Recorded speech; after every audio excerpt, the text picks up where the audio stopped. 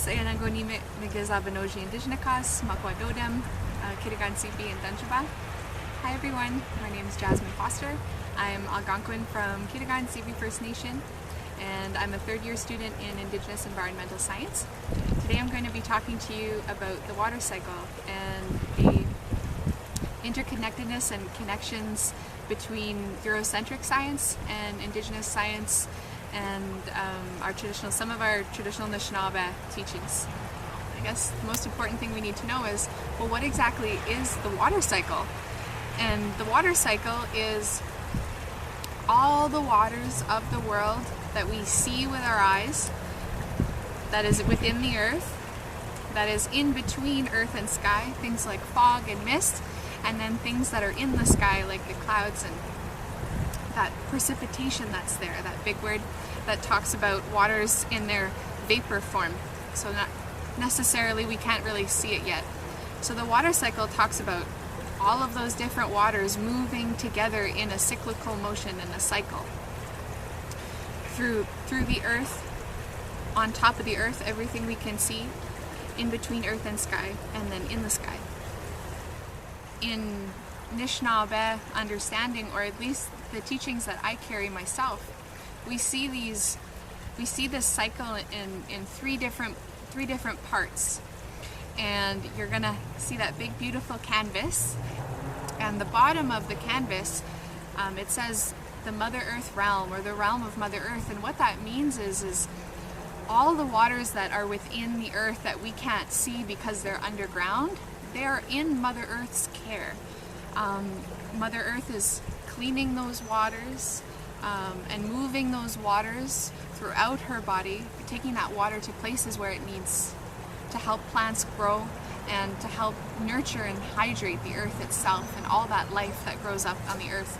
And in Western science, we call that water groundwater.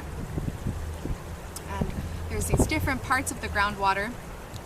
Some are called aquifers, and they're like these big bodies of water, of beautiful, fresh, clean water that are underneath the earth's surface that sometimes we can tap into, and that's known as some of the most purest water in the world.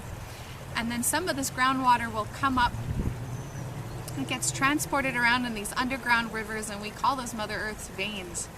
And sometimes it'll come up and bubble up in these beautiful hot springs, or in places like New Zealand there's these big geysers that come up that shoot that water, that groundwater, straight up into the air. And that's how that groundwater sort of comes to the surface. And sometimes it just bubbles up through rocks in different places. But then we move from that groundwater place on the canvas. And I want you guys to pay attention to that pond, that beautiful pond that's there.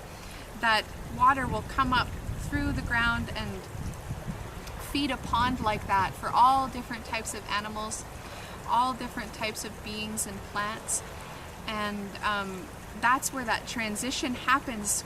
So when we transition from Mother Earth's realm into the water spirit's realm itself, the water spirit's realm is literally all the waters that we can see.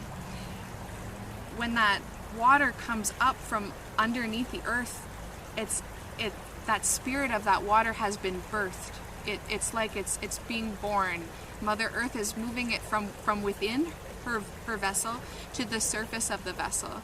And in between the realms, in between earth and sky realm, that air, mist, fog, when water moves from its liquid form, like rivers, streams, ponds, oceans are oceans, that's all under the dominion of the water spirit. The water spirit takes care of all of those waters, all of those surface waters. So then we can talk about this Western science term called evaporation. And that means when water moves from liquid form and the surface of the earth into its vapor form. It's leaving the surface of the earth and moving into the sky world. And the understanding that we have of this process is, in the sky world there are there are beings that oversee and protect our environments and protect our earth. And one of these beings is called the Thunderbird. And the Thunderbird, what they do in that evaporation process is they call that water spirit up off the earth, and those water molecules turn into vapor form, so we can't see them unless it's really heavy. Like it gets really heavy in things like mist and fog, and sometimes it settles on leaves and plants like dew. And so that Thunderbird calls that spirit up and brings all the water molecules up into the air to help hydrate our atmosphere as well, and help hydrate sky world, because all beings require water for existence. And so that's that evaporation part. Now that process of actually pulling the water up from the Earth's surface and into the atmosphere is called advection. And those Thunderbirds use winds, the 4 winds from the different corners of the earth, to pull the water up. And in Western science, they call that the pressure systems in the air, the low and high pressure systems, these different winds that move around our atmosphere. And then once that Thunderbird has done its job, and that all that water, all that vapor has sort of hydrated its way and moved its way around the sky world, they start to condense the water molecules into these little pockets. And Western science calls that condensation, where all of those water molecules that are in vapor form come together, and they start to get really heavy, like they start to want to get back together and move into their liquid form. Once all those water molecules get together, and they start to get really heavy in the clouds, and we see it starts to get really dark, the skies get dark. And those thunder beings, those Thunderbirds, bring the rains to us. We call that precipitation, when it starts to rain. And all of those water molecules leave the sky world, and they come back to the earth to hydrate Mother Earth where it needs to be, and hydrate all the other plant beings, nurture the animal life.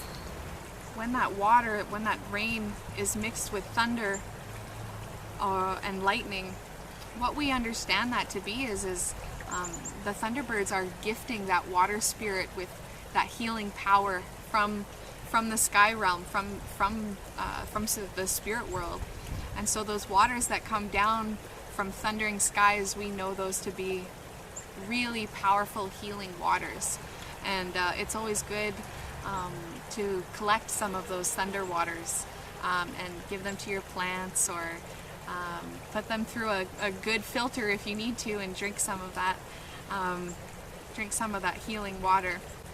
And so those thunder waters, or even just regular rain, will come down from the sky, that precipitation we call that, and then it hits the earth.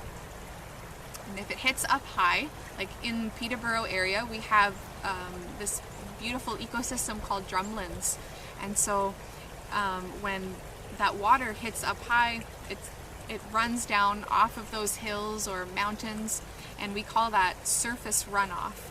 When sediments and like rocks and minerals come down with the water from those mountains or those hills, and they bring all that medicine with them from those places, and that water spreads over again on Mother Earth to rehydrate and nurture. Once that happens, the water has now moved back from the sky world, from the Thunderbird's realm, back into the water spirit's realm itself on that surface area. And it also starts to move back through the different layers of the lithosphere, or Mother Earth's surface, all those different layers of soil and rocks and sediments, and that happening, that draining that occurs, the water moving through her soils and her skin, basically. It cleans the water. It cleans the water again. Mother Earth cleans that water down, and then it hits these big, beautiful veins that we were talking about at the beginning, moves back through those veins, back through those aquifers, and as it's moving, it is going through another process of cleaning to then resurface somewhere else and bring life to another part of the earth. The water spirit has its autonomy. It takes care of itself now on top of the earth. And it helps all the other beings that require water, that need water to live, and that is pretty much everything that exists on our planet requires water. If we listen hard enough and if we learn the languages of these other beings again, if we reconnect, if we listen, these beings can teach us these things themselves.